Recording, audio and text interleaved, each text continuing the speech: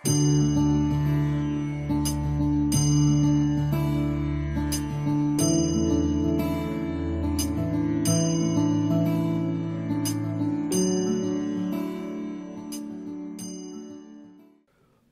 भगवद गीता अध्याय संख्या 2 श्लोक संख्या 47। टॉपिक है कर्म मीमांसा अर्थात कर्मा फिलॉसफी।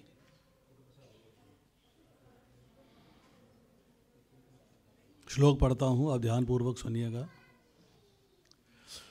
कर्मण्येवाधिकारस्ते मा फलेषु कदाचन मा कर्मफले तु भूमाहत संगवस्तु अकर्मणि। दोबारा से पढ़ता हूँ। कर्मण्येवाधिकारस्ते मा फलेषु कदाचन मा कर्मफल हेतु भूमहत संगवस्तु अकर्मणि। इसका अनुवाद पढ़ता हूँ श्रील प्रभुपाद द्वारा। शब्दार्थ पढ़ता हूँ पहले, फिर अनुवाद पढ़ूंगा। शब्दार्थ आप मेरे पीछे दोहरा सकते हैं, मेरे पीछे दोहराइए। कर्मणि कर्म करने में, एव निश्चय ही अधिकार अधिकार ते तुम्हारा माँ कभी नहीं फलेषु कर्म फलों में कदाचन कदापि माँ कभी नहीं कर्मफल कर्म का फल हेतु कारण भूः हो माँ कभी नहीं ते तुम्हारे संग आसक्ति अस्तु हो अकर्मणि कर्म ना करने में। इसका अनुवाद पढ़ता हूँ, मेरे पीछे दोहराइए। तुम्हें अपना कर्म कर्तव्य करने का अधिकार है, किंतु कर्म के फलों के तुम अधिकारी नहीं हो। तुम ना तो कभी अपने आप को अपने कर्मों के फलों का कारण मानो और ना ही कर्म ना करने में कभी आसक्त हो। इसका तात्पर्य पढ़ता हूँ, ध्यानपूर्वक सुनिएगा। यहाँ पर 3 विचारणीय बातें हैं: कर्म, स्वधर्म, विकर्म तथा अकर्म। कर्म अर्थात स्वधर्म वे कार्य हैं जिनका आदेश प्रकृति के गुणों के रूप में प्राप्त किया जाता है। अधिकारी की सम्मति के बिना किए गए कर्म विकर्म कहलाते हैं। और अकर्म का अर्थ है अपने कर्मों को ना करना। भगवान ने अर्जुन को उपदेश दिया कि वह निष्क्रिय ना हो, अपितु फल के प्रति आसक्त हुए बिना अपना कर्म करे। कर्म फल के प्रति आसक्त रहने वाला भी कर्म का कारण है। इस तरह वह कर्म फलों का भोक्ता होता है। जहाँ तक कि निर्धारित कर्मों का संबंध है वह 3 उपश्रेणियों के हो सकते हैं, यथा नित्य कर्म, आपातकालीन कर्म तथा इच्छित कर्म। नित्य कर्म फल की इच्छा बिना शास्त्रों के निर्देशानुसार सतोगुण में रह के किए जाते हैं। फल युक्त कर्म बंधन का कारण बनते हैं, अतः ऐसे कर्म अशुभ हैं। हर व्यक्ति को अपने कर्म का अधिकार है, किंतु उसे फल से अनासक्त होकर कर्म करना चाहिए। ऐसे निष्काम कर्म निसंदेह मुक्ति पथ की ओर ले जाने वाले हैं। अतएव भगवान ने अर्जुन को फलासक्ति रहित होकर कर्म स्वधर्म के रूप में युद्ध करने की आज्ञा दी। उसका युद्ध विमुख होना आसक्ति का दूसरा पहलू है। ऐसी आसक्ति से कभी मुक्ति पथ की प्राप्ति नहीं हो पाती। आसक्ति चाहे स्वीकारात्मक हो या निषेधात्मक, यह बंधन का कारण है। अकर्म पापमय है, अतः कर्तव्य के रूप में युद्ध करना ही अर्जुन के लिए मुक्ति का एकमात्र कल्याणकारी मार्ग था।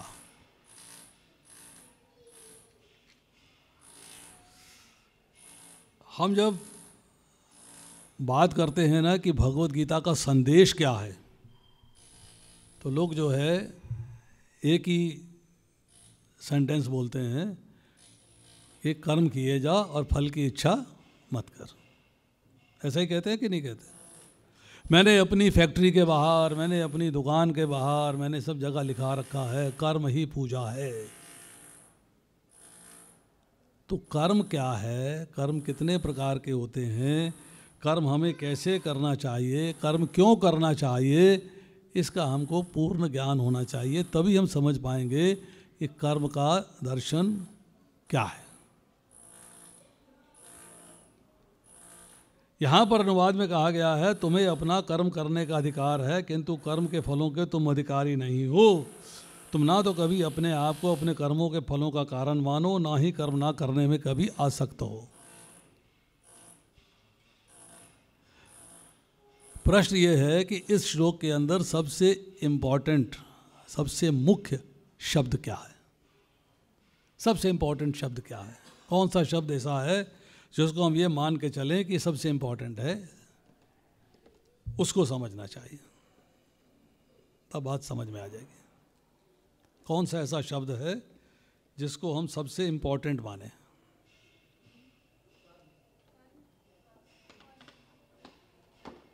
कर्म की तो चर्चा हो ही रही है, कर्म इम्पॉर्टेंट नहीं है। कर्म जो है इम्पॉर्टेंट नहीं है। चलिए सबसे पहले समझते हैं कि कर्म है क्या, फिर इसके बाद कौन सा इम्पॉर्टेंट शब्द है उसकी चर्चा करेंगे। सबसे पहले जानने का प्रयास करते हैं कि कर्म क्या होता है। सिंपल मीनिंग है इसका एक्शन, कार्य।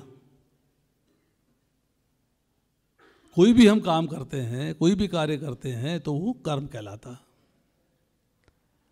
पर शास्त्र जो है कर्म की परिभाषा क्या देता है? भगवद गीता के अंदर कर्म की क्या परिभाषा दी गई है? तो 8वें अध्याय के दूसरे श्लोक के अंदर जो है भगवान बताते हैं कि प्रकृति के 3 गुण और काल के संयोग से जो कार्य होता है वो कर्म कहलाता है। और ये कर्म आपको भौतिक बंधन में बांधता है। बंधन क्या है, भौतिक संसार क्या है, और यहां किस कर्म की चर्चा हो रही है? चर्चा हो रही है भगवत गीता के अंदर जो शब्द कर्म इस्तेमाल हुआ है वो सकाम कर्म के लिए इस्तेमाल हुआ है। यार शब्द इसमें आया सकाम कर्म। सकाम कर्म का अर्थ है कामना सहित किया गया कार्य। मेरी कुछ डिज़ायर है, कुछ कामना है, कुछ इच्छाएं हैं, पूरी होनी चाहिए।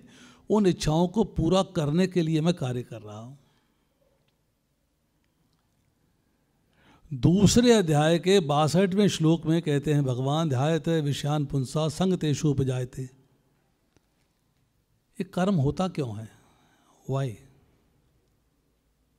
आदमी कोई कार्य करता है तो क्यों करता है, किस लिए करता है? प्रकृति के 3 गुण के अंतर्गत करता है, काल के संयोग से करता है, उसकी भी चर्चा करेंगे। पर प्रश्न यह है कि वो कार्य करता क्यों है, क्यों करता है कार्य?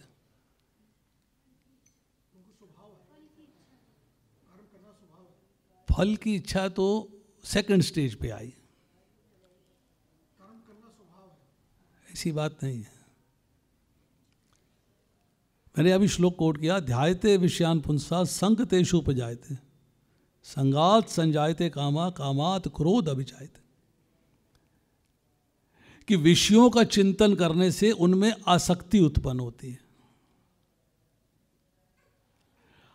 आँख से आप कुछ चीज़ देखते हैं, कान से कोई बात सुनते हैं, नाक से कुछ सूंघते हैं, त्वचा से कुछ फील करते हैं, जिह्वा से रस फील करते हैं किसी चीज़ को, तो आपको लगता है बहुत अच्छी चीज़ है, मुझे इसको प्राप्त करना चाहिए। आपकी आसक्ति हो गई उसके अंदर, आपका अट्रैक्शन हो गया, आपकी अटैचमेंट हो गई, आपका राग हो गया। जब आसक्ति होती है, आसक्ति होने के बाद इच्छा डेवलप होती है, अर्थात कामना होती है। ये मिठाई बहुत अच्छी है, सुना, खाई, बहुत स्वाद लगी, इच्छा हुई कि मुझे भी लानी चाहिए, तो लाने का कर्म हो गया। उसके लिए धन उपलब्ध करना है, वो भी कर्म हो गया। कब हुआ? जब मेरा विषयों से कनेक्शन हुआ है। जब विषयों से कनेक्शन हुआ, संबंध बना, तो उनमें आसक्ति हो गई, अटैचमेंट हो गई, और अटैचमेंट होने के बाद कामना डेवलप हुई, कामना हुई तो कार्य हुआ, अर्थात कर्म हुआ। अब वो कामना कौन सी होनी चाहिए ये डिपेंड करता है, क्योंकि भौतिक संसार के अंदर अगर सुख भोगने की कामना है, भौतिक संसार में आनंद प्राप्त करने की कामना है, भौतिक संसार को एंजॉय करने की कामना है, तो आप उसी के अनुरूप कार्य करेंगे। उसी के अनुरूप कार्य करेंगे तो उसी के अनुरूप फल मिलेगा। अब कार्य आप सतोगुण में करते हैं, रजोगुण में करते हैं या तमोगुण में करते हैं, ये उस वक्त आपके मूड पे डिपेंड करता है कि आपका मूड कैसा है। तो यहाँ चर्चा आ रही है कि आपको प्रकृति के 3 गुण और काल के संयोग से कर्म होता है, पर कर्म होने का कारण है कामना, इच्छा। बड़ी भूख लगी प्रभु जी, प्रसाद खिलाओ ना। कामना है, क्या है? खाने की कामना। क्या आई? मुझे खाना चाहिए। तो खाना खाने के लिए मुझे कर्म करना पड़ा। कर्म हो गया कि नहीं हो गया? कामना की पूर्ति हो गई, पेट भर गया, सेटिस्फैक्शन हो गया, फल मिल गया। कैसा फल मिला? इंस्टेंट, तुरंत मिल गया। प्यास बहुत लगी है, पानी पिला दीजिए। अब पानी लेके आए, मैंने पानी पी लिया, प्यास बुझ गई, तो पानी पीने के कर्म ने फल दिया इमीडिएटली कि मेरी प्यास बुझ गई। इच्छा क्या थी? प्यास बुझ जाए। कामना थी ना, इच्छा थी ना, तो उसी फल की इच्छा से तो मैंने काम किया कि मेरी प्यास बुझ जाए। इंस्टेंट रिजल्ट आया, इंस्टेंट, तुरंत। कुछ ऐसे कर्म हैं जिनका फल लेट आता है, शाम को आएगा, 2 दिन बाद आएगा, 4 दिन बाद आएगा, 5 दिन बाद आएगा, 10 दिन बाद आएगा, महीने के बाद आएगा, 2 महीने के बाद आएगा, 1 साल के बाद आएगा। आपका कर्म का फल अवश्य मिलेगा, परंतु डिलेड है, लेट है। आपको कर्म का फल मिल रहा है और लेट, बहुत लेट मिल रहा है। कितना लेट मिल रहा है कि अगले जन्म में, अगले जन्म में आपको ये फल मिला, फर्दर डिलेड, बहुत ज़्यादा डिले हुआ, बहुत ज़्यादा डिले हो गया। धृतराष्ट्र ने व्यासदेव जी से पूछा था कि मेरे 100 पुत्र मेरे सामने वध कर दिए गए, मैं देख नहीं पाता, सुन पाता हूँ, फील कर पाता हूँ, इमोशंस हैं, भावनाएं हैं। मेरे 100 पुत्रों का वध मेरे जीवित रहते हुए हो गया है। ऐसा मैंने कौन सा पाप किया था जिसका ये फल मुझे मिल रहा? फर्दर डिलेड, बहुत लंबा फल। उत्तर मिला कि आज से 50 जन्म पूर्व, 50 बर्थ्स, 50 जन्म पूर्व तुमने एक पक्षी के 100 बच्चों का खेल ही खेल में वध किया था, तो आज उसके फलस्वरूप 100 संतान हुई तुम्हारी, और उनका आज वध हो गया, वो तुम्हारे जीवित रहते हुए मृत्यु को प्राप्त हो गए। तब धृतराष्ट्र ने प्रश्न किया कि अगर कुछ मैंने ऐसा पाप का कार्य किया था तो मुझे उसी जन्म में इसका फल क्यों नहीं मिल गया? कार्य किया, फल मिल जाना चाहिए, तुरंत फल मिल जाना चाहिए, उसी जन्म में क्यों नहीं मिल गया? तो क्या उत्तर मिला कि पुत्र की प्राप्ति बड़े पुण्य कर्मों से होती है। पुण्य कर्म हो तो पुत्र प्राप्त होता है। 50 जन्म तुम्हें लगे पुण्य को संचित करने में, जमा करने में।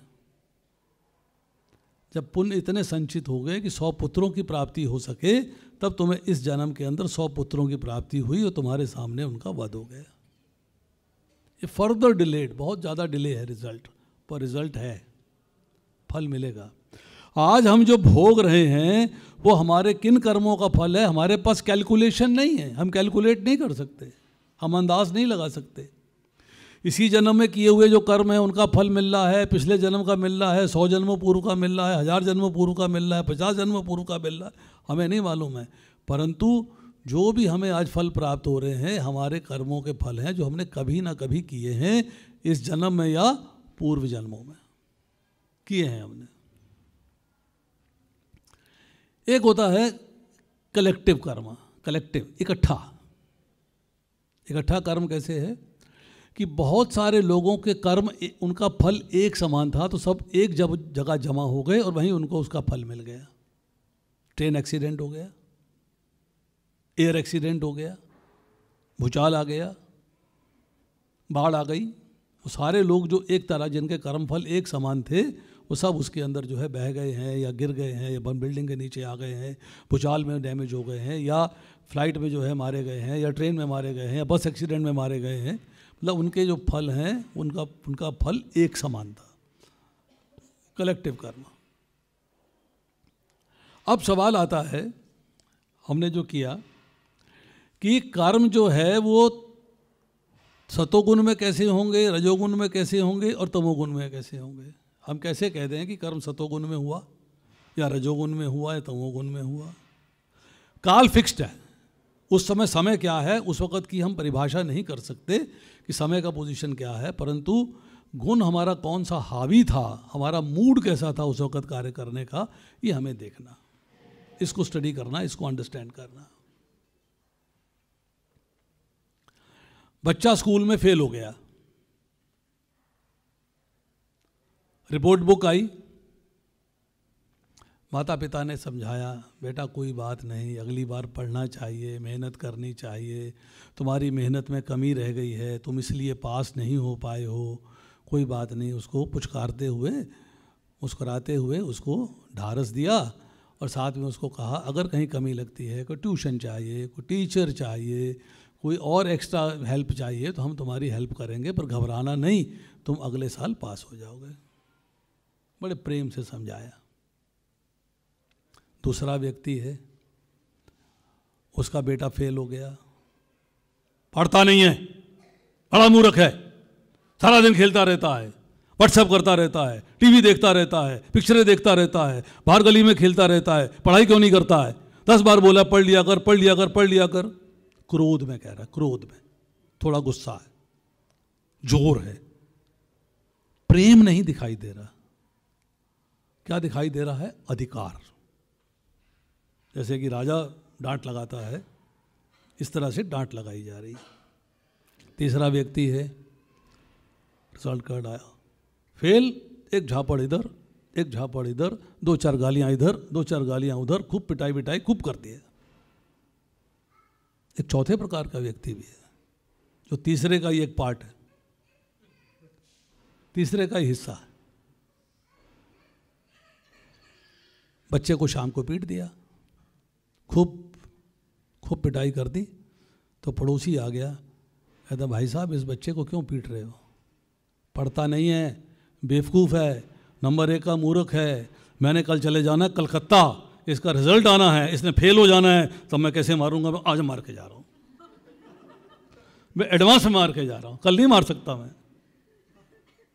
मीन्स इन 3 सिचुएशन है बेसिकली, तीसरी सिचुएशन चौथी सिचुएशन एक जैसी है, जिसमें गुस्सा गिला, गाली गलौज, पिटाई विटाई सब शामिल है।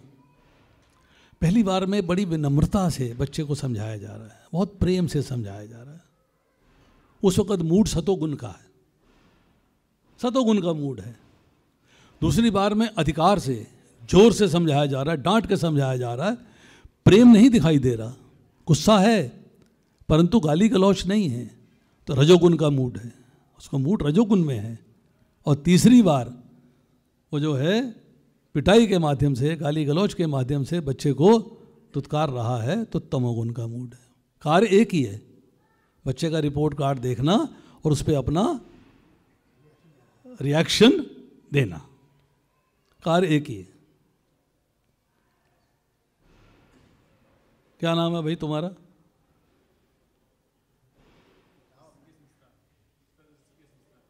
ऋषिकेश प्रभु। ऋषिकेश प्रभु प्लीज़ यहाँ आके बैठिए ना मेरे पास सामने। यहाँ आ जाइए प्लीज, बैठे रहो बैठे रहो बैठो बैठे रहो बैठो बैठो। ऋषिकेश उठो, यहाँ आके बैठो। एक ही काम किया मैंने, काम एक ही है कि ऋषिकेश को वहाँ से उठा के मैंने यहाँ बिठाना है। दो तरीके से किया, तीसरा तरीका भी है। दो गालियाँ, दो विशेषण पहले लगाए, दो विशेषण बाद में लगाए, फिर बोला यहाँ आके बैठो, गाली गलौच से ओ गालियाँ दी और यहाँ बुला के बिठा दिया। सिचुएशन 3 है। पहली बार बड़ी विनयशीलता से, विनम्रता से, बड़ी बड़ी हम्बलनेस से मैंने उनको बुलाया, यहाँ आके बैठिए, सतोगुण में कार्य किया। दूसरी बार जोर से बोला, यहाँ आके बैठो, राजा की तरह मैंने उसको आदेश दिया, रजोगुण में कार्य किया। और तीसरी बार विशेषण लगाए, गाली गलौच करी, ये किया वो किया करके यहाँ बुला के बिठाया, तो तमोगुण में किया। कार्य एक ही है, परंतु उस कार्य को आप किस मूड में करते हो, किस मोड में करते हो, किस तरीके से करते हो, ये डिपेंड करता है कब होता है। उस वक्त काल का इफेक्ट आपके ऊपर क्या है, समय का प्रभाव क्या है। एक ही कार्य को आप 3 तरीके से कर रहे हो, सतोगुण में कर रहे हो, रजोगुण में कर रहे हो, या तमोगुण में कर रहे हो। अब वो कार्य आपने किया है शास्त्र के अनुसार या शास्त्र के विरुद्ध, लेजिटिमेट, लीगल, इलेजिटिमेट, इलीगल, शास्त्रानुसार और शास्त्र के विरोध में, जो शास्त्र नहीं कह रहा। कैसे होगा शास्त्र के अनुसार? इसी से डेफिनेशन आएगी कि सकाम कर्म क्या होता है और विकर्म क्या होता है। बाद में अकर्म की चर्चा करें।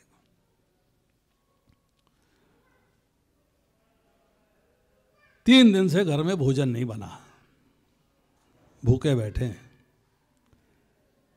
घर वाले परेशान हैं, माता पिता परेशान हैं, तुम खाना नहीं खिला रहे हो, पैसा नहीं है, क्या करूं मैं?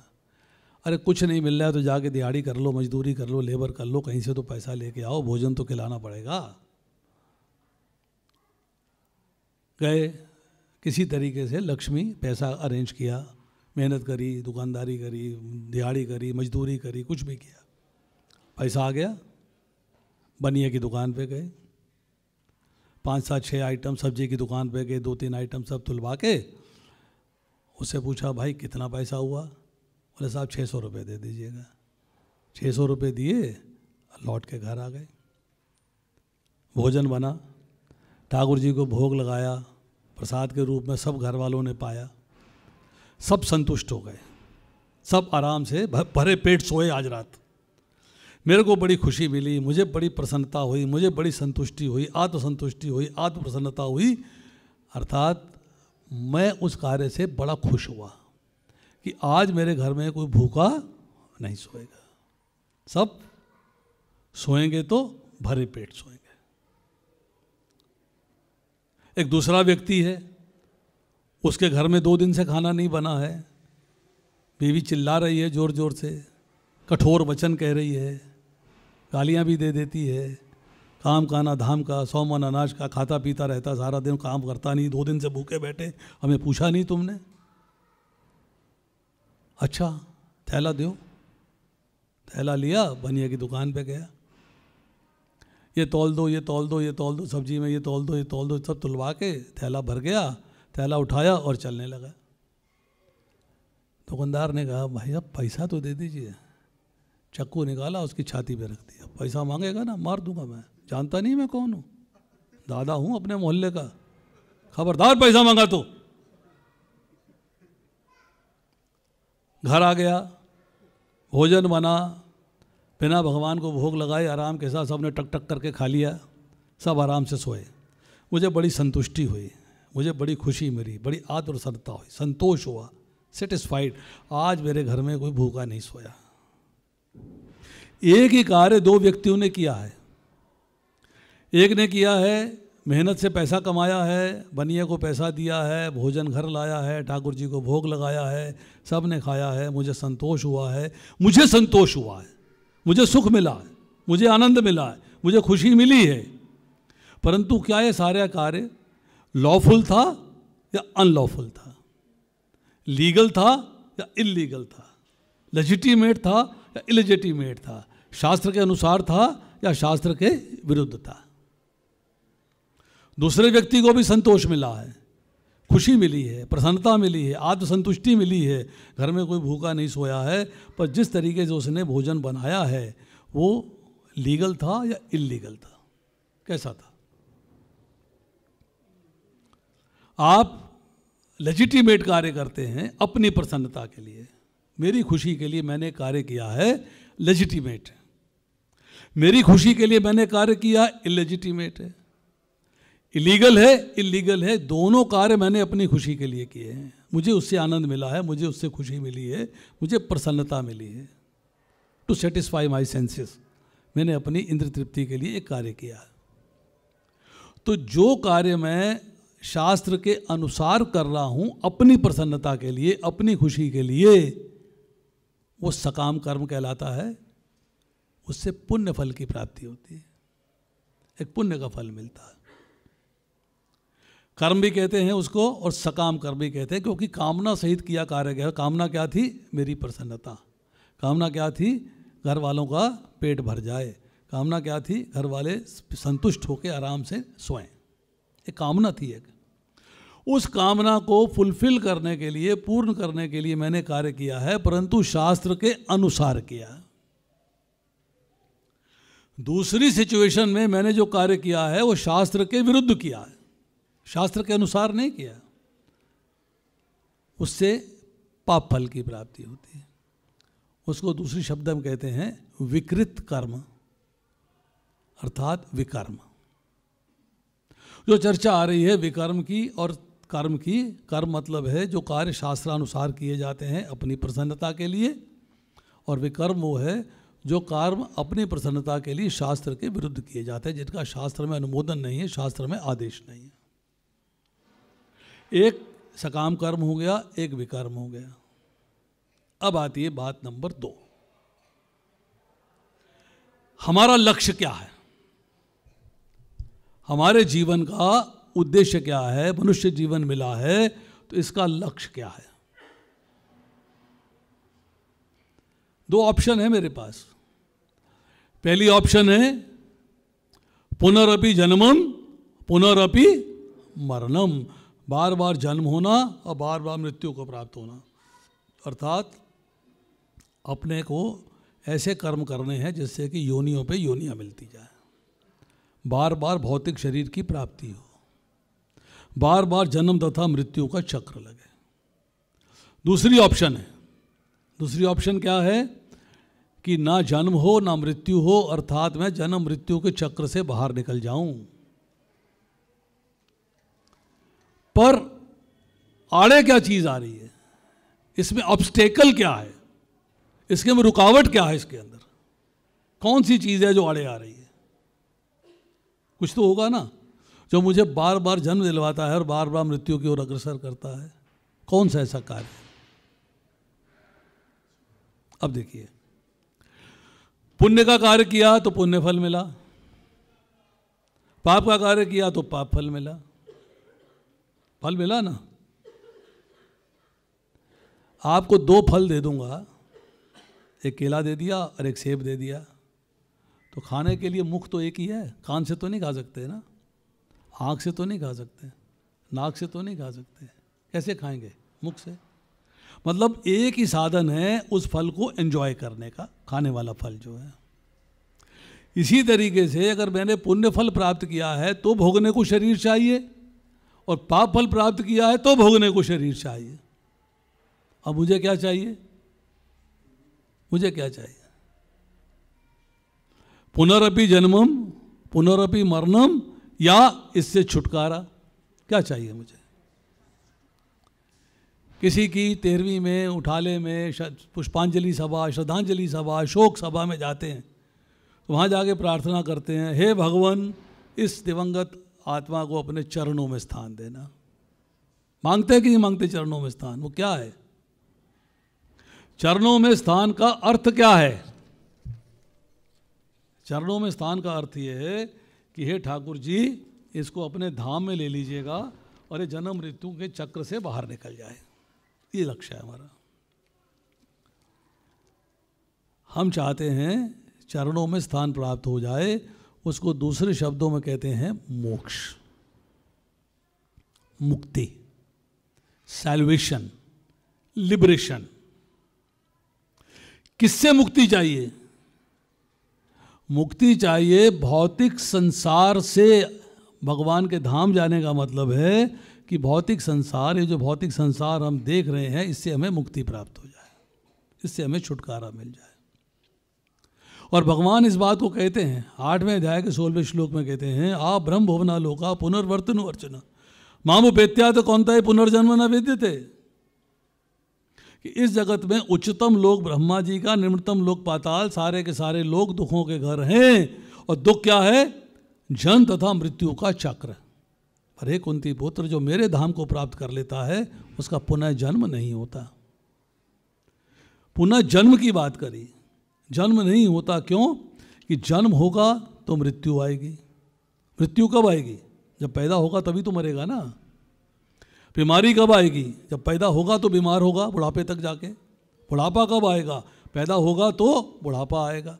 अगर वो जन्म ही ना ले जीव, भगवान के धाम में ही रहे, तो ना जन्म होगा, ना मृत्यु आएगी, ना बुढ़ापा आएगा, ना बीमारी आएगी।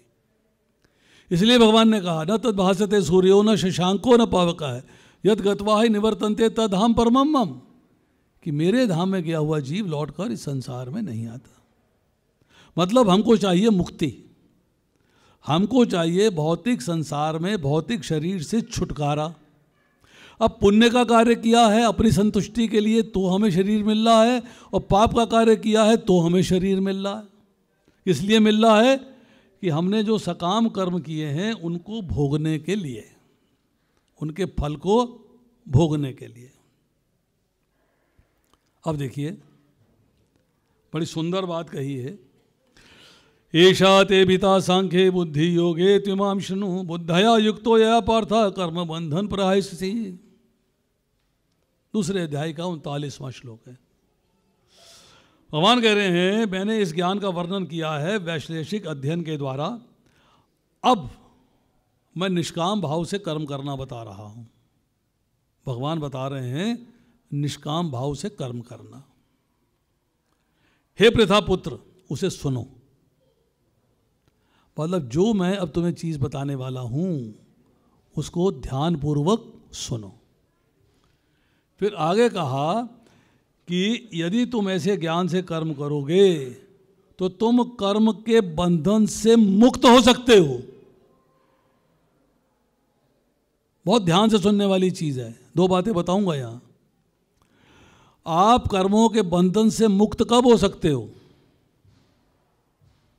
कर्मों के बंधन में रहोगे तो शरीर प्राप्त करते रहोगे, कोई ना कोई शरीर की प्राप्ति होगी, पर कर्मों के बंधन से मुक्त कब होगे? जब आपके कर्म फल नहीं रहेंगे, अर्थात फल भोगने को नहीं है, तो शरीर तो मिलेगा नहीं। फिर शरीर नहीं मिलेगा तो क्या होगा? आप भगवान के धाम चले जाओगे। तो भगवान ने क्या कहा कि अब मैं निष्काम भाव से कर्म करना बता रहा हूं। कौन बता रहा है? भगवान बता रहे हैं, कोई व्यक्ति नहीं बता रहा।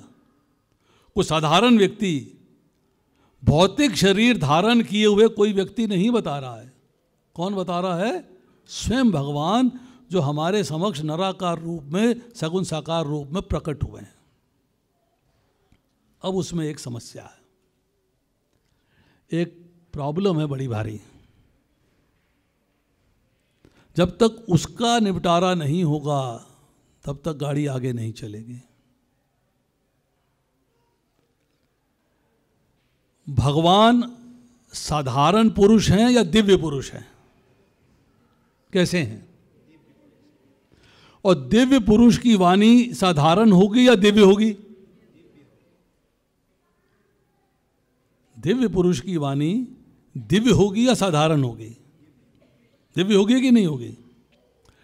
हम साधारण पुरुष हैं, हमारी बुद्धि दिव्य है या साधारण है?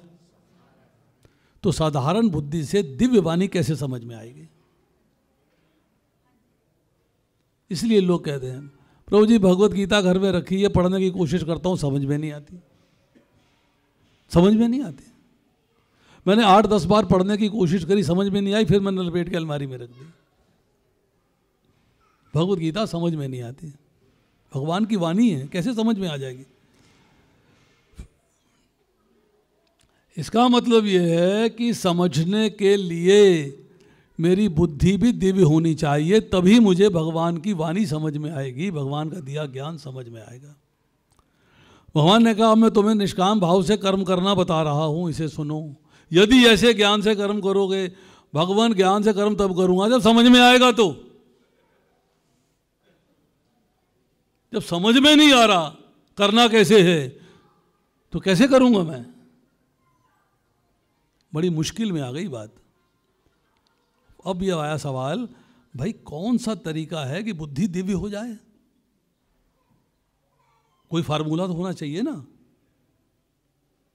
कोई सिस्टम होना चाहिए, कोई नॉलेज होनी चाहिए, कोई ज्ञान होना चाहिए, कोई ऐसा फार्मूला फॉर्मेट मिल जाए कि मेरी बुद्धि दिव्य हो जाए, तो मुझे भगवान की बात समझ में आ जाएगी। कैसे होगी? तो भगवान जो है 10वें अध्याय में बताते हैं, तेषाम सतत युक्ता नाम भजताम प्रीति पूर्वकम तदामि बुद्धि योगम तम येन माम उपयान्ति पे। जो निरंतर लगातार प्रीति पूर्वक प्रेम पूर्वक मेरे भजन में लगे रहते हैं, मेरी सेवा में लगे रहते हैं, उनको मैं दिव्य बुद्धि प्रदान करता हूं, जिससे वो दिव्य ज्ञान को समझ सकते हैं और मेरे पास वापस आ सकते हैं। कुंडा भी भगवान खोल रहे हैं, खटखटाया भी भगवान ने है और कुंडा भी भगवान खोल रहे हैं। बता रहे हैं कि भाई दिव्य बुद्धि मैं दूंगा, तुम्हारे पास तो साधारण बुद्धि है, माइक बुद्धि है, माया की बनी बुद्धि है। उस दिव्य बुद्धि को, ट्रांसेंडेंटल इंटेलिजेंस को प्राप्त करने के लिए तेषाम सतत युक्ता नाम, मतलब सतत मीन्स लगातार, निरंतर, युक्ता नाम मतलब मेरे से जुड़ा रहना है। तेषाम सतत युक्ता नाम, हमेशा मेरे से जुड़ा रहना। भजताम प्रीति पूर्वकम मतलब भजन करना है, सेवा करनी है मेरी, कैसे? प्रीति पूर्वक, प्रेम से, भुन भुनाते हुए नहीं, कुड़कुड़ाते हुए नहीं, गुस्से से नहीं, मजबूरी से नहीं। कैसे करनी है? प्रेम के भाव से। उसको मैं दिव्य बुद्धि प्रदान करता हूँ। ददामि बुद्धि योगम तम, योगम मतलब मेरे से, अपने से जुड़ने के लिए, अर्थात मेरे ज्ञान को समझ के मेरे से जुड़ने के लिए दिव्य बुद्धि मैं प्रदान करता हूँ। ये भगवान के कमिटमेंट है। Conditions apply. क्या है? भजताम प्रीति पूर्वकम। अब मुझे जो है दिव्य बुद्धि प्राप्त हो रही है, मैंने कोशिश करी, आप ट्राइड। क्या सततम हो रहा है? लगातार हो रहा है? क्या लगातार भगवान का भजन चल रहा है? अनन्य चेता सत्यम यो माम स्मृति नित्यशय तस्याम सुलभ पार्था नित्य युक्त से योगी ना। अनन्य चेता, तेरे चिंतन में मेरे सिवाय और कोई होना नहीं चाहिए, केवल मैं चाहिए, केवल मैं, और कोई नहीं। और कोई में कौन आया? अनन्य। अनन्य में कौन आया? कि मेरे सिवाय जितनी भी वस्तुएं संसार में सब अनन्य हैं, सब बेकार हैं।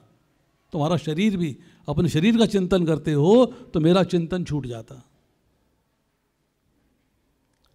हम 2 घंटे बड़ी मुश्किल से जप करते हैं भगवान के नाम का। 2 घंटे करते हैं ना प्रभु जी? आप कितने घंटे करते हैं? 1.5 घंटे में कर लेते हैं। ताली बजाओ इनके लिए। पर एक बात बताइए कि 1.5 घंटे में मन बाएं दाएं भागता है कि नहीं भागता? तो कहाँ भजन हुआ फिर? अनन्य चेता, आपके चिंतन में भगवान के सिवाय और कोई होना नहीं चाहिए। भगवान भी हैं और चीज़ें भी हैं, मिक्स हो गया ना। आप चिंतन कर रहे हो पर मन आपका बाएं दाएं दुनियादारी की चीज़ों में भाग रहा है, चल रहा है। अब टायर पंचर है, टायर की दुकान नहीं खुली अभी, ऑफिस कैसे जाऊंगा, मोटरसाइकिल ख़राब है, कार ख़राब है, बड़ा मुश्किल। आज तो पानी भी नहीं आया, गीज़र नहीं चल रहा है, बत्ती नहीं चल रही। गुड़गांव में 6-8 घंटे बत्ती गायब रहती है। नहाऊंगा कैसे? सर्दी बड़ी, ठंडे पानी में कैसे नहाऊंगा? ध्यान जप में है कि ठंडे पानी में है, किराए में है, या चीज खराब उसमें जप है? किसमें ध्यान है? किसमें है ध्यान? 24 घंटे होते हैं दिन में, 24 घंटे। कितने घंटे सोते हो? 6 घंटे सोते हो। 8 घंटे सोते हो, चलो मान लिया मैंने 6 घंटे 8 घंटे मान लिया। 24 में से 8 गए, कितने हुए? 2 घंटे जप करने की कोशिश करते हो, जिसमें कि ध्यान भगवान में कम होता है, संसार में ज़्यादा होता है। कितने घंटे बजे? 14 घंटे संसार का चिंतन करते हो। जब 14 घंटे संसार का चिंतन है, भगवान क्या कहते हैं? अनन्य चेता, तुम्हारे चिंतन में मेरे सिवाय कोई होना नहीं चाहिए, सततम, लगातार। अनन्य चेता सत्यम यो माम स्मृति नित्यशः। नित्यशः मतलब हर क्षण, हर पल, हर मोमेंट मेरा स्मरण। मेरा कौन? श्याम सुंदर कृष्ण जो तुम्हारे सामने रथ पे खड़ा है, उसका चिंतन रहना चाहिए। नित्य युक्त से योगी ना। फिर नित्य की बात है, ऊपर भी नित्य है, नीचे भी नित्य है। ऊपर योग है, नीचे भी योग है। योग मतलब मेरे से जुड़ा रहना है भक्ति योग के द्वारा। तस्यायम सुलभ पार्था, हे पार्थ उसके लिए मैं सुलभ हूं, इजिली अवेलेबल हूं। कैसा? तुमने पुकारा और हम चले आए। शर्त क्या है? कि तुम्हारे चिंतन में मेरे सिवाय और कोई नहीं होना चाहिए, केवल मैं चाहिए। जब 14 घंटे संसार का चिंतन करोगे तो मृत्यु के बाद संसार मिलेगा या भगवान मिलेंगे? सोच लो जरा, सोच के देखो, क्या मोक्ष की प्राप्ति होगी? पुनरअपि जन्मम पुनरअपि मरणम, इस चक्र से बाहर नहीं निकल पाओगे। अनन्य चेता, तुम्हारे चिंतन में, अनन्य चिंतो यंतो माम, तुम्हारे चिंतन में भगवान के सिवाय और कोई ना हो। उसका फॉर्मूला क्या है, उसका फॉर्मेट क्या है, उसका तरीका क्या है, इस बात का उत्तर चाहिए। अब भगवान ने कहा अब मैं निष्काम भाव से कर्म करना बता रहा हूं। भगवान ने कर्म करने का तरीका बताया।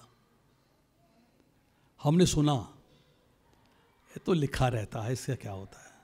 मैं कोई बेवकूफ़ हूँ? मैंने इतनी पढ़ाई करी है, MA हूँ, BEd हूँ, MBA हूँ, डॉक्टर हूँ, इंजीनियर हूँ, ये हूँ वो हूँ, मैं कोई कम हूँ क्या किसी से? ये तो लिख दिया इन्होंने, और कोई हम काम ही ना करें। भगवान का ही चिंतन करते रहे हर समय, भगवान के बारे में सोचते रहे हर समय, सब काम बंद कर दे क्या? दुनियादारी के भी तो काम करने हैं। माता कहती खाना बनाना है, झाड़ू पोछा करना है, बर्तन साफ करने, मेड से काम कराना सबसे भारी काम है। खुद काम करना आसान है, मेड से कराना बड़ा मुश्किल है, बहुत कठिन है। उसके पीछे पीछे भागना पड़ता। खुद कर सकते हैं, किसी के पीछे तो नहीं भागना। लेट आई है, जल्दी आ गई है, नहीं आई है, उसकी इंतजार करते करते दिमाग खराब हो गया। जब आई है तो काम नहीं कराया, डांट पिटाई हो रही है। परंतु क्या ये सारे घरेलू काम करूं या मैं भगवान का चिंतन करूं, ये मुझे बताओ। आप तो लेक्चर दे के चले गए, कह दिया चिंतन में भगवान के सिवाय और कोई होना नहीं चाहिए। अब आप बताओ कैसे होगा? जब मेड आएगी तो मेड का चिंतन होगा कि भगवान का चिंतन होगा? जब ऑफिस जाएंगे, कार चला रहे हैं, तो सड़क का चिंतन होगा, एक्सीडेंट का चिंतन होगा या भगवान का चिंतन होगा? बताइए किसका चिंतन होगा? How is that possible? तो मुझे कर्म कैसा करना चाहिए, किस प्रकार का कर्म करना चाहिए? कितने प्रकार के कर्म होते हैं? कुछ कर्म ऐसे हैं जो फल की इच्छा के अनुरूप, उनको डिवाइड कर सकते हैं हम। कुछ ड्यूटी बाउंड है। ड्यूटी बाउंड मीन्स कि हमारी ड्यूटी है उनको करना, उसके बिना हम चल नहीं सकते। कुछ ऐसे हैं जो हम करते हैं फल की इच्छा से। सकाम कर्म क्या है और सकाम कर्म योग क्या है, ये भी समझना चाहिए। निष्काम कर्म क्या है, निष्काम कर्म योग क्या है, ये भी समझना चाहिए। जी टाइम कितना है? 2 बजे ख़त्म करना है, 2-4-10 मिनट आगे ले जाते हैं। हाँ, ये बैठे हैं इंचार्ज भैया, ये मालिक बैठे हैं सब सामने। कुछ कार्य कहलाते हैं विहित, ड्यूटी बाउंड है, सारे प्रिस्क्राइब्ड है। विहित मतलब आप अपने हित के लिए कार्य करते हो, शास्त्रानुसार है, प्रिस्क्राइब किए गए शास्त्र में। वो कार्य हैं, आप करते हैं, रूटीन में करते हैं, परंतु आपको ज्ञान नहीं है कि विहित कौन से हैं, निषिद्ध कौन से हैं। व्रत रखते हैं एकादशी का, कर्म है, विहित है। उपवास रखते हैं, व्रत रखते हैं, नरसिंह चतुर्दशी, जन्माष्टमी, गौर पूर्णिमा में उपवास रखते हैं, नहीं रखते, विहित है। भगवान की अर्चना करते हैं, वंदना करते हैं, उपासना करते हैं, जप करते हैं, स्वाध्याय करते हैं, ग्रंथ पढ़ते हैं, विहित कार्य, मतलब ये ड्यूटीफुल कार्य हैं, आपको करने चाहिए। आप शास्त्र के अनुसार जीवन यापन करते हो, बेईमानी नहीं करते हो, हेराफेरी नहीं करते हो, बदमाशी नहीं करते हो, अर्थात यार भगवान को भोग लगाना चोरी के पैसे से नहीं लगाऊंगा, भगवान को भोग लगाना है बेईमानी के पैसे से नहीं लगाऊंगा। साधु की सेवा करते हो, शास्त्र की सेवा करते हो, गुरु की सेवा करते हो, ये ड्यूटी बाउंड कार्य हैं, आपको करने चाहिए, मस्ट। निषिद्ध कार्य कौन से हैं जो आपको नहीं करने चाहिए, शास्त्र के अनुसार नहीं है। झूठ बोलना करना चाहिए, चोरी करनी चाहिए, डकैती करनी चाहिए, बेईमानी से पैसा कमाना करना चाहिए, किसी का घर जला देना, दूसरे को दुख देना, हिंसा करना, किसी को मारना, करने चाहिए क्या? ये ऐसे कर्म हैं जो शास्त्र इनको परमिट नहीं करता। अब आती है बात कि जो कर्म आप शास्त्र के अनुसार करते हो अपनी प्रसन्नता के लिए, जिसको हम सकाम कर्म कहते हैं, उसी को काम्य कर्म भी कहा जाता। उसकी एक नाम जो है काम्य कर्म भी दिया गया। अब नित्य कर्म क्या है? चर्चा आई नित्य कर्मों के बारे में। नित्य कर्म क्या है? जो आप डेली रूटीन में अपने कार्य करते हो परंतु फल की इच्छा के बगैर करते हो, शास्त्र के अनुसार करते हो। आपकी रूटीन है, डेली कार्य करने हैं आपको, आपने शास्त्र के अनुसार किए हैं और सतोगुण में रह के किए हैं, रजोगुण में या तमोगुण में नहीं किए हैं। रूटीन एक्टिविटीज़ हैं आपकी, कोई फल की आपने इच्छा भी नहीं करी, वो अपने आप फल ऑटोमेटिकली मिलता चला जाता है। मंजन करते हो, रूटीन है, आप फल की इच्छा करो या ना करो ऑटोमेटिकली फल मिल रहा है कि दांत साफ हो रहे, ऑटोमेटिकली मिल रहा है ना। आपको इच्छा करने की जरूरत नहीं होती कि मेरे दांत चमक जाएं इसलिए मैं मंजन करूंगा आज, नहीं आप सोचते ऐसा।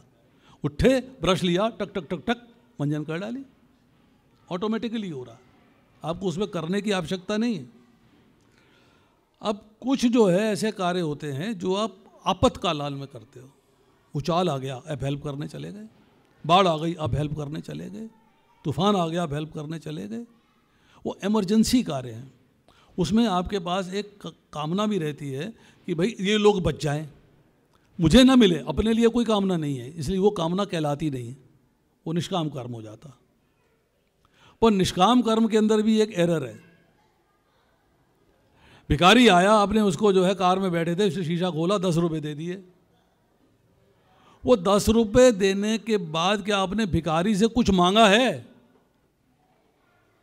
भिखारी से कुछ इच्छा करी है क्या आपने? नहीं करी ना, तो निष्काम कर्म हो गया, कामना नहीं थी। घर में भिखारी आ गया, 2 रोटियां खिला दी उसको, दाल सब्जी दे दी, कोई कामना नहीं करी। देख भाई ऐसा है, तेरे को मैं रोटी खिला रहा हूँ, तू भगवान से प्रार्थना करियो मेरा बिजनेस अच्छा चल जाए, ऐसा कहते हैं क्या? नहीं कहते आप। दिया, बात खत्म, दे दिया, बात खत्म, अर्थात निष्काम कर्म हो गया। इस निष्काम कर्म का भी आपको फल भोगना पड़ता है, पुण्य फल की प्राप्ति होती है। अब सवाल आता है कि कर्म कब होता है? जब कामना होती है। मैंने पहले बताया, जब कामना ज़्यादा हो जाती है तो विकर्म होता है, क्योंकि फिर आप गलत रास्ते से पैसा कमा के कामना की पूर्ति करते हैं। और जब कामना रहती नहीं, मेरी कोई डिज़ायर ही नहीं है, तो क्या है, आप जो भी कार्य करेंगे उसका आपको फल नहीं मिलेगा, क्योंकि डिज़ायर आपकी फिर एक ही रहेगी, किस तरह भगवान की सेवा में लगूं। मेरे को अपनी सेवा नहीं चाहिए, अपने लिए मुझे कार्य नहीं चाहिए। अब आती इसमें एक चर्चा छोटी सी कि कर्मण्य वाधिकारस्ते कहा, कर्मण्य वाधिकारस्ते, कि तेरा कर्म करने का अधिकार है, you have the right to act, क्योंकि मैंने जो है जीव को कर्म करने की स्वतंत्रता दी है, मैं उसमें बाधक नहीं हूँ। अर्जुन को पूरी बात समझाने के बाद, पूरी बात बताने के बाद भगवान कहते हैं यत् इच्छेसी तथा गुरु, जैसे तेरी इच्छा हो तू वैसा कार्य कर, मेरी तरफ से कोई कंपल्शन नहीं है। आदेश है ऐसा करना चाहिए, परंतु कंपल्शन नहीं है। तेरी मर्जी आए तो कर और तेरी मर्जी आए तो तू मत कर। तो कर्मण्येवाधिकारस्ते। अब भगवान कहते हैं कि फल देने का अधिकार मेरा है, अगर तू मांगेगा भी तो मिलेगा नहीं। प्रभु जी ने कहा देखिए मैंने कितना सुंदर काम किया है, मेरी छत पे जगह बन जाए, हेलीकॉप्टर उतरा करे वहां पे, मेरे पास हेलीकॉप्टर हो जाए, मिल जाएगा क्या? Will you get it?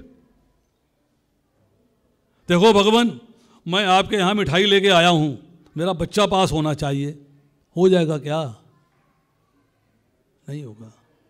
वही होगा जो उसके भाग्य में लिखा है, जो उसके कर्मों का फल है। आप डिमांड नहीं कर सकते भगवान से, देवता से करते हैं, उसका तरीका है। अगर आप किसी देवता की पूजा करते हैं बिल्कुल श्रद्धापूर्वक और नियम अनुसार, विधि पूर्वक, तो देवता आपके समक्ष प्रकट होता है। प्रकट होने के बाद उसकी ड्यूटी है आपसे कहे कि वर मांगो, क्योंकि वो प्रसन्न होकर प्रकट हुआ है। ब्रह्मा जी जब प्रकट हुए, वर मांगो, भस्मासुर ने मांग लिया, वर मांगो उसने मांग लिया, ब्रह्म मांगो उसने, सबने वर मांगे नहीं, ब्रह्मा जी ने दिए। परंतु जब देवता प्रकट होते हैं वो और भगवान के जो नियम हैं उनमें फर्क है। देवता के लिए पूजा करी गई है, विधि पूर्वक सेवा करी गई है, सिस्टम से, as per required, as per शास्त्र, तो वो आपको फल देने के लिए बाध्य है, फल जो आपको चाहिए। परंतु भगवान कहते हैं तुम फल के अधिकारी नहीं हो, अधिकार मेरा है फल देने का, तुम डिमांड नहीं कर सकते। जब देवता की बात आती है, एक छोटी सी बात बताते हैं। राजा द्रुपद की दुश्मनी थी द्रोणाचार्य से, एक पुत्र की प्राप्ति करना चाहते हैं द्रोणाचार्य का वध करने के लिए। शिवजी की खूब आराधना करी, खूब सेवा करी, खूब पूजा अर्चना करी, खूब ध्यान में बैठे, शिवजी प्रकट हो गए, पुत्री प्राप्त हो, द्रुपद अड़ गए। आप प्रकट हुए हो, आपने मुझसे पूछा वर मांगो? पूछा नहीं आपने। शास्त्र कहता है, नियम कहता है कि आपको पूछना चाहिए था वर मांगो, फिर मैं पुत्र मांगता। आपने कैसे कह दिया पुत्री हो? आपने कैसे कह दिया पुत्री हो? नहीं चलेगा भाई, अब तो मैं वर दे चुका हूं, पलट नहीं सकता। बोले रूल ये है कि अगर आप प्रसन्न होकर प्रकट हुए हो तो आपको पूछना है वर मांगो, जो मैं वर मांगूंगा आपको देना पड़ेगा, आपकी मर्जी से वर नहीं मिलेगा। भगवान कहते हैं कि फल देने की तो पावर मेरे पास है, तेरी मांगने की पावर नहीं है कि तू कहे मुझे फल दे दो मैं दे दूंगा, वो तेरे कर्मों के अनुसार होगा। फल मांगने की तेरी फायदा नहीं है तेरे को, क्योंकि फल देना तो मेरे अधिकार में है। शिवजी ने कहा अच्छा ऐसा करते हैं कि हम कुछ चेंज कर देते हैं, इसको थोड़ा सा मॉडिफाई कर देते हैं, यही पुत्री बड़ा होकर पुत्र बन जाएगी। एक स्टोरी है, शिखंडिनी का जन्म होता है, शिखंडी बनती है, परंतु द्रोणाचार्य का वध नहीं होता। उसके लिए राजा द्रुपद को फिर एक यज्ञ करना पड़ता है। यज और याज ऋषि यज्ञ कराते हैं, उससे जो है दो संतान यज्ञ से प्रकट होती हैं, एक सांवले रंग की द्रौपदी और दूसरा धृष्टद्युम्न। एक सिस्टम है। भगवान कहते हैं कि सिस्टम ये है कि तू कर्म करेगा अपनी इच्छा से, अपनी मर्जी से, अपनी प्रसन्नता के लिए, फल मैं दूंगा अपनी इच्छा से, अपनी मर्जी से। उसमें तू प्रसन्न हो तो मुझे कोई मतलब नहीं, तू अप्रसन्न हो तो मुझे कोई मतलब नहीं। You don't have choice. देवता की पूजा अर्चना करेगा तो चॉइस है, परंतु मेरी चॉइस नहीं है। बच्चा आया रो रहा है, पापा 50 रुपये चाहिए, पापा 50, पापा नहीं दे रहे, भैया दे देता है, बहन दे देती है, माँ दे देती है, दादी दे देती है, चाचा दे देते हैं, पिता नहीं दे रहे। पिता जानते हैं कि इस 50 रुपये से ये गलत चीज़ खाएगा, दांत खराब हो जाएंगे, पेट खराब हो जाएगा और मुसीबत पड़ जाएगी। पिता समझते हैं इस बात को। भाई लोग प्रेम में, मोह में पकड़ा देते हैं, चलो कोई बात नहीं, ले जाओ। तो यहाँ भगवान कह रहे हैं कि तेरे को कर्म करने का अधिकार है, परंतु फल देने का अधिकार मेरा है। मैं जैसा फल चाहूँगा वैसा दूंगा। किस पे डिपेंड करता है? तेरे कर्मों पे, कि तूने कैसा कर्म किया है, उसके अनुसार फल मिलेगा। अब इम्पोर्टेंट शब्द की बात आती है कि भगवान एक संदेश दे रहे हैं, माँ कर्म फल हेतु भूह। कर्म फल हेतु, हेतु का मतलब होता है कारण, कि ऐसा कोई कार्य ना करना जिसका फल प्राप्त हो, और फल भोगने के लिए शरीर प्राप्त हो। हेतु का मतलब होता है कारण। ऐसा कोई कार्य नहीं करना है जिसके फल की प्राप्ति हो और फल ऐसा हो उसको भोगने के लिए शरीर चाहिए, नहीं करना ऐसा काम। अब व्यक्ति कहता है अच्छा काम नहीं करना है तो मैं आराम से रजाई में मुंह देके बैठा रहता हूं, काम ही नहीं करूंगा, नहीं करता काम। अरे खाना तो चाहिए, शुशु करने तो जाएगा, पॉटी करने तो जाएगा, वही तो कार्य है। तो यहाँ भगवान ने क्या कहा कि ते संग अस्तु अकर्मणि, कि अकर्म, अकर्म का यहाँ पर जो है दो मीनिंग है, दो मीनिंग है। एक मीनिंग है कर्म को ना करना ताकि फल की प्राप्ति ना हो, परंतु जो कर्म नहीं करता है, आलस्य है, निद्रा है, वो तमोगुण में चला जाता है, और तमोगुण का फल है निम्न योनिया। पर्पस हल नहीं हुआ, पर्पस हल नहीं हुआ। अरे मुझे तो मोक्ष चाहिए, मुझे निम्न योनिया नहीं चाहिए, मुझे क्या चाहिए? मोक्ष। तो अकर्म का दूसरा मीनिंग क्या है? अकर्म का दूसरा अर्थ है ऐसा कर्म करना जिसके फल की प्राप्ति ना हो शरीर भोगने के लिए। फल मिलेगा, हर कार्य का फल मिलता, परंतु ऐसा फल नहीं है जिससे कि मुझे शरीर भोगने की प्राप्ति हो, ऐसा फल नहीं है। बोले ये कैसे हो सकता है? कर्म किया है तो फल तो मिलेगा, फल मिलेगा, शरीर भोगना पड़ेगा। अब कमाल की बात करते हो, मजाक कर रहे हो हमारे साथ, ऐसा तो होता नहीं है। ऐसा होता है। कल 26 जनवरी थी, बहुत सारे शौर्य चक्र दिए गए, दिए कि नहीं दिए?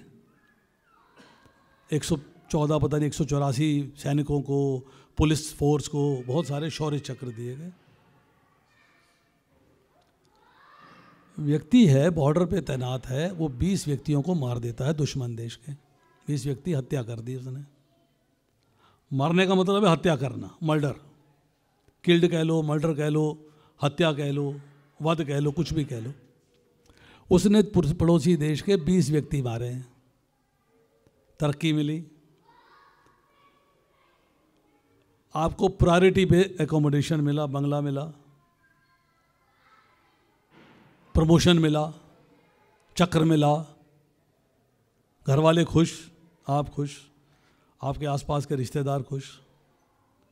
अब खुशी खुशी घर आते हैं साहब, कार पार्किंग में पड़ोसी से झगड़ा हो गया, गोली मार दी, पुलिस आ गई, पकड़ के ले गई, जज के पास पेश हुआ। पुलिस ने कहा फांसी लगेगी, हत्या करी तूने। तो जज के पास जाके जो है प्लीड कर रहा है, जज साहब मैंने दुश्मन देश के 20 लोग मारे हैं, तब तो मुझे आप इनाम दे रहे हो, चक्र दे रहे हो, तरक्की दे रहे हो, एडवांस में बंगला, प्रायोरिटी पे बंगला दे रहे हो, और मैंने यहाँ तो एक ही मारा है, और 20 में से एक कम कर लो, 19 कर लो। यहाँ तो मैंने एक ही मारा है, और जो एक मारा है उसके बदले में आप मुझे फांसी लगा रहे हो, क्यों? जज ने क्या उत्तर दिया कि तुमने 20 व्यक्ति मारे थे अपने स्वामी के आदेश पे, स्वामी के आदेश का पालन किया था, अपनी प्रसन्नता के लिए नहीं मारे थे, अपनी खुशी के लिए नहीं मारे थे, अपने आनंद के लिए नहीं मारे थे कि उससे तुम्हें खुशी मिलेगी, तुम्हें फ़ायदा होगा, इसलिए नहीं सोचा था। स्वामी का आदेश है, दुश्मन देश है, मारना है। परंतु यहाँ तुमने अपने आनंद के लिए मारा। मेरी गाड़ी खड़ी होनी चाहिए, मेरा, वहाँ मेरा नहीं था। स्वामी के आदेश पे किया गया कार्य है, इसका फल नहीं भोगना पड़ता। जो अपने लिए किया गया कार्य है उसका फल भोगना पड़ता। तो भगवान क्या कहते हैं, अब मैं तुझे निष्काम भाव से कर्म करना बता रहा हूँ, इसे सुनो। यदि ऐसे ज्ञान से कर्म करोगे तो सकाम कर्म के बंधन से मुक्त हो जाओगे। तीसरे अध्याय के 31वें श्लोक में कहते हैं, जो व्यक्ति मेरे आदेश का पालन करता है, श्रद्धा पूर्वक ईर्ष्या रहित होकर, वो कर्म के बंधन से मुक्त हो जाता है। फिर परम आदेश देते हैं, मन मना वह मद भक्तो मद्याजी माम नमस्कुरु। मतलब तुम जो है मेरे भक्त बनो, मन मुझे दे दो, मेरी पूजा करो, मुझे नमस्कार करो, तुम निश्चित रूप से मेरे पास वापस आओगे। मतलब अगर आप कर्म करते हो भगवान के लिए और उसका आपको फल नहीं भोगना पड़ता, फल तो मिलेगा। कैसा फल मिलेगा? आध्यात्मिक फल मिलेगा। आपके भगवान धाम जाने की सीढ़ियां तैयार हो रही हैं, स्टेप्स बन रहे हैं कि काम क्या है? भगवान की सेवा। अब प्रश्न ये है कि हम कर्म करते हैं भगवान की सेवा के लिए, हम अपनी प्रसन्नता के लिए कार्य नहीं कर रहे हैं। मोक्ष की प्राप्ति करनी है और सिंपल चलते हैं, बहुत सिंपल, 4-5 मिनट और लगेंगे, बहुत सिंपल चलते हैं। मोक्ष की प्राप्ति करनी है मतलब भगवान के धाम जाना है। जाना है नहीं जाना? कितने लोग भगवान के धाम जाना चाहते हैं और कितने लोग नहीं जाना चाहते? मृत्यु के उपरांत कितने लोगों को मोक्ष चाहिए? सब हाथ खड़ा करें। मोक्ष चाहिए ना? मोक्ष का मतलब है कि आप भगवान के घर जाके रहना चाहते हैं। यही मतलब हुआ ना कि इस भौतिक संसार में आपको घर की प्राप्ति नहीं चाहिए, घर नहीं चाहिए। इस जन्म में तो मैं झोंपड़ी में रहता हूँ, अगले जन्म में मुझे बंगला मिल जाए, ऐसी आपकी इच्छा नहीं है। आपकी इच्छा क्या है?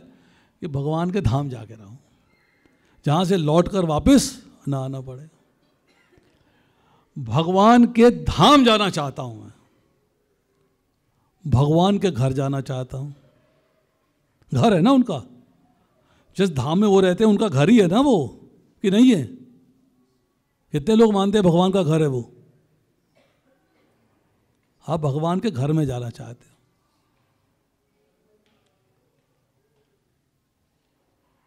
एक व्यक्ति रोज पार्क में घूमने जाता, उसको एक सज्जन रोज घूमते हुए दिखाई देते हैं। अगले दिन सुबह दरवाज़ा खटखटा दिया, नाम नहीं जानता, पहचान नहीं है, मुलाकात नहीं है, घूमते हुए देखता हूँ। अब दरवाजे के बाहर उससे बात करेंगे, भाई क्या हाल है, कैसे आए हो प्रभु जी, बताइए, और दरवाजे से ही उसको विदा कर दोगे। आपका नाम पता मालूम है, उसके 4 बच्चे हैं, ये करते हैं, मेरे 2 बच्चे हैं, उसको पता है, एक दूसरे का नाम पता है, कौन से ऑफिस में काम करता है, कौन सी दुकान चलाता है, पास बैठ जाते हैं, कभी कभी चर्चा होती है, गपशप हो जाती है। उसने दरवाज़ा खटखटा दिया, आओ आओ रामलाल आओ, कैसे आए भाई, आओ, ड्राइंग रूम तक ले जाते, ड्राइंग रूम तक आ जाओ। दरवाजे से उठा के ड्राइंग रूम तक ले गए। पहुंच गया नहीं पहुंच गया अंदर? थोड़ी सी जान पहचान ज़्यादा थी। आपका बेडरूम है, अंतरंग हिस्सा है, अंतरंग, उसमें तो नहीं जा सकता ना वो, उसमें तो अलाउड नहीं है ना। किचन में नहीं जाएगा, सिर्फ ड्राइंग रूम तक जाएगा, उसके आगे उसका कोई मतलब नहीं, अब ले भी नहीं जाओगे उसको। 26 जनवरी चल रही है, टीवी देख रहे हैं, सर्दी का मौसम है, रजाई में आप लुप्त दुबके हुए। बच्चा आया, पापा पापा, प्रमोद अंकल आए, अरे यहीं ले आ यार। तो प्रमोद अंकल को मिलने पापा बाहर नहीं आ रहे, रिसीव नहीं कर रहे हैं उसे, ड्राइंग रूम में नहीं ले जा रहे। कहाँ जा रहा है? रजाई में बैठ भैया, तू भी देखा ना, चाय वाय पीते हैं, हम करते हैं, मजे करते हैं। इंटरनल। वो कब हुआ? कब हुआ? जब प्रमोद अंकल से प्रेम है।